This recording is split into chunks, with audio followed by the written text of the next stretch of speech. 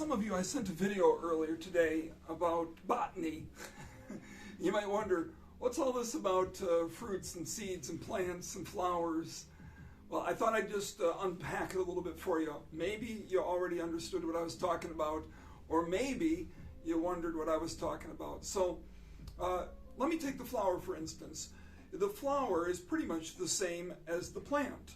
The flower becomes the fruit, or leads to the fruit. The flower has to quit being the beautiful flower it is. It gives way to the fruit. And the fruit then is where the seeds usually are grown. But when that fruit falls to the ground or is carried away by an animal or in some way the fruit gives way to the seed. And then the seed gives way. It has to be planted and grow somewhere. It has to find soil and nutrients and water, and it has to then cease to be the seed it was and become the plant and grow up. And then that plant goes through that long maturation process till once again there's a flower, and the flower then becomes a fruit, and the fruit a seed, and it starts all over again. And I just think we look at a beautiful flower, or we look at a piece of lovely, tasty fruit, and we don't think about maybe the whole process, and that each beautiful stage, each sometimes a vulnerable stage, gives way to the next stage for there to be the whole life cycle and life-giving. And I don't know, maybe you're in that beautiful flower stage, and you're attractive, and your life is attractive, but that's going to wither. To be fruitful, that stage will come to an end.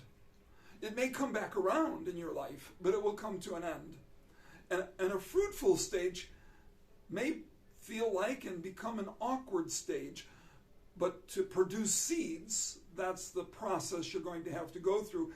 And then quite often, that seed stage has to do with death, or at least hibernation, transformation, darkness, planting. It's a whole different moment, a metamorphosis, a bit like the caterpillar to the butterfly stage. But often there's a long period of time where there's inactivity or apparent inactivity. It's pregnant with potential, a seed is, or a seed planted. Some will grow and some won't grow. And that's why there's far more seeds than there are plants.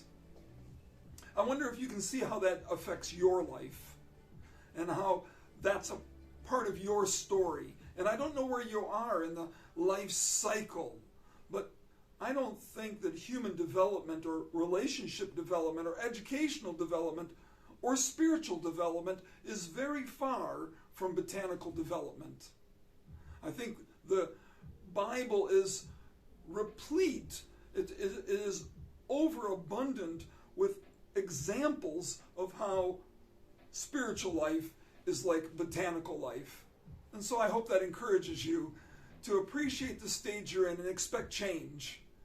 And to expect that change to go cyclically into fruitfulness. Well, that's what I was talking about this morning.